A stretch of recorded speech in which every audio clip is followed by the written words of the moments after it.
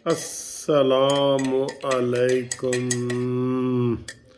आज घूमती चाय के साथ जनाब ये नूडल्स, ठीक है।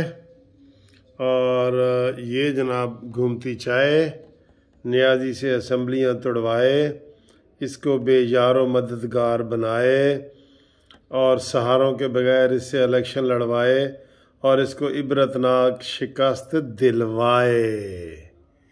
ये है जनाब हमारा, ये है तबसरा। इस नियाजी को वो इबरतनाक शिकस्त होगी कि ये देखेगा। ये अभी तक जो है ना फैज़ हमीद के सहारे चलता रहा है, एंड तक चलता रहा है। कमर जवेद बाजवा तो के खिलाफ बातें कर रहे हैं ना, लेकिन ये एंड तक फैज़ हमीद के सहारे चलता रहा है इमरान खान। हुण वो गल्लां नहीं रही। इंशाअल्लाह ताला आप देखेंगे कि जनाब ये जो नूडल्स हैं ना, ये हम खा के आपको बताते हैं कि ये कैसी हैं और फिर इमरान खान की असम्बली पे तबसरा करते हैं। ये देखें, बिस्मिल्लाह।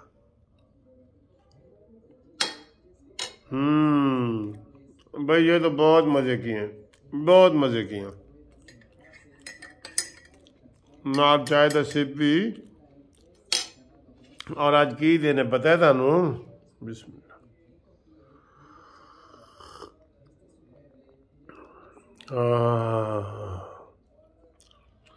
बहुत मज़े की जनाब, चाय भी बहुत मज़े की है।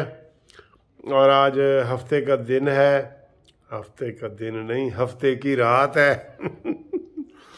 और जागने वाली रात है। हम इंशाल्लाह जागेंगे। मैंने 1 घंटा रेस्ट कर लिया है। नया ट्रैक सूट मैंने आपके लिए पहन लिया है और अब जनाब हम इसके ऊपर तबसरा करेंगे कि इमरान मानी नू कितनी सीटें मिलनी ने। ज़रा आप भी अंदाज़ा करना ना कि इमरान को बग़ैर सहारों के, बग़ैर फैज़ हमीद के, बग़ैर एस्टेब्लिशमेंट के कितनी सीटें मिल सकती हैं। इलेक्शन कमीशन के ऊपर पहले ये कह रहा है वो बेईमान है, बेईमान है।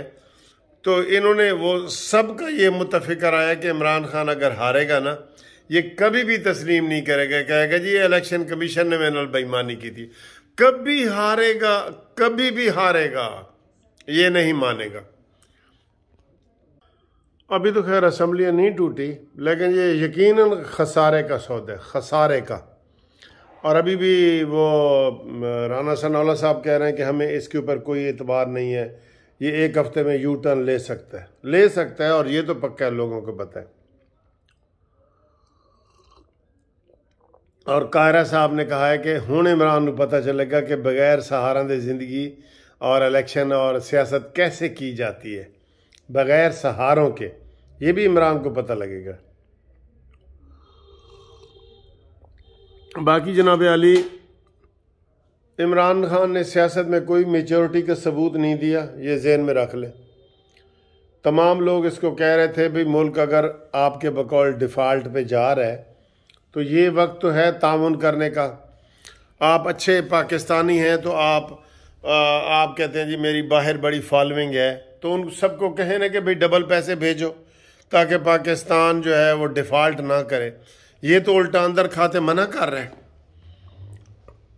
तो ये साबित हो गया है कि इमरान खान जो है वो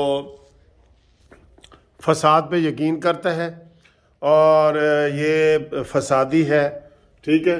इसको मुल्क के साथ और पाकिस्तान के साथ कोई हमदर्दी नहीं है, ये ज़हन में रख लें। बिल्कुल, हम तो इससे पहले ही कन्फर्म है, हम तो पहले ही कन्फर्म है कि इमरान खान को अपने मुल्क के साथ कोई हमदर्दी नहीं है, ठीक है। अब आगे क्या सूरत हाल बनती है, अभी 1 हफ्ते का है। आज भी कहा जा रहा है कि जनाब परवेज़ लाई खसूसी जहाज़ के ज़रिए GHQ में मिलने के लिए गए, ठीक है। ये बताया जा रहा है। ये बातें ऐसे ही हैं, फ्रॉड हैं, धोखा है। और वो कोई, इनको किसी सियासतदान को GHQ की तरफ मुंह भी नहीं करना चाहिए। ये इमरान ही है जो इदारों को मुलव्वस करता है। पहले ये मुलव्वस करके अपना फ़ायदा उठाता रहा है। इसके तो इमरान के तो 2 मुंह हैं, 2 मुंह हैं, एक इधर है एक इधर है। इधर से और बात करता है, पीछे से इसका मतलब और होता है, पीछे से और बात करता है, आगे से इसका मतलब ये होता है, ठीक है। तो ये मेरे अंदाज़ा, आप भी अंदाज़ा करें कि अगर इमरान खान असम्बली में जो दोबारा इलेक्शन हो, पंजाब असम्बली में दोबारा इलेक्शन हो, अगर जैसे इमरान खान की नीयत है, तो इमरान खान के पास अगर 100% में से कितना लेगा जी? मैं कहता हूँ ये 50% लेगा, मैं ये कह रहा हूँ। वो भी टूटी हुई लात नूं दिखाएगा। तो फिर ये पहले भी ड्रामे के जरिए आया था 2013 में। 2013 से पहले जो 8 का इलेक्शन है उसमें इसने कितनी सीटें जीती हैं? 1।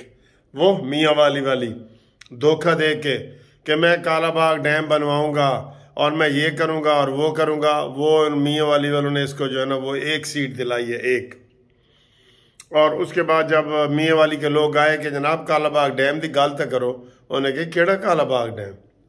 कोई कालाबाग डैम की इसने बात नहीं की। ये चीटर है ना, बेसिकली चीटर है, धोखेबाज है। तो उसके बाद 13 का जो इलेक्शन हुआ है, ये सीढ़ियों से गिर गया था, वो आपको पता है ना। और इसने हस्पताल से ही कंपेन की थी, ओ मेरे अजीज हमवत पाकिस्तानियों, मुझे वोट दो, मैंने बड़ी कोशिश की है। वो भी ड्रामा लगता है, वो भी ड्रामा ही लगता है। जैसे ये 4 गोलियों वाला ड्रामा है ना, 4 गोलियां ऐसी सियानी गोलियां थी कि वो टांग पे ही फिरती रही हैं, दूसरे की शलवार में फिरती रही हैं 4, उसकी भी 4 गोलियां। तो ये सारे ड्रामे हैं इसके, फितना व फसाद है। ये कुछ नहीं करेगा, ये कोई मुखलिस नहीं है पाकिस्तान के साथ। और 18 के इलेक्शन में ये बुरी तरह हार गया था। 70 से 80% सीटें नून लीग की और ड्रामा करके इसके खाते में जनरल बाजवा ने डाली थी। ठीक है, जनरल बाजवा को मैं खुद अच्छा इंसान नहीं समझता, ठीक है, आप समझते होंगे, लेकिन जो इस तरह के ड्रामे करता रहा है और फिर खुद उसने तस्लीम किया है कि जनाब हम सियासत में मुलव्वस रहे हैं और आइंदा हमें सियासत में नहीं होना चाहिए। ये उस दिन कह रहा है जब इसकी रिटायरमेंट में से 1 दिन रह गया। ठीक है, ये फराडी है, धोखाबाज है, ये इसको भी करार वाकई सज़ा मिलनी चाहिए। ठीक है, हाँ, इमरान खान को डबल मिलनी चाहिए क्योंकि इसने बाजवा को इस्तेमाल किया। बाकी सूरत हाल जनाब दिलचस्प में चली गई है, दिलचस्पी में।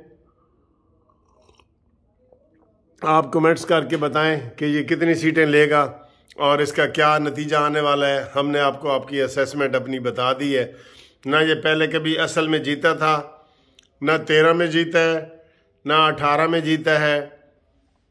इसकी वही 1 सीट वाला ये बंदा है, इसको जनाब सारा इसके लाडले को जितवाया गया, सारा ड्रामा कराया गया, पाकिस्तान के साथ खिलवाड़ किया गया।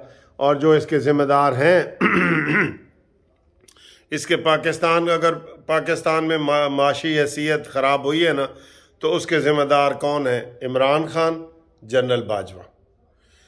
ठीक ठाक चलते पाकिस्तान को जब नवाज शरीफ के दौर में 0.6 पे तरक्की जा रही थी, सारा कुछ ठीक था, पेट्रोल सस्ता था, लोग मुतमईन थे, ठीक है ना।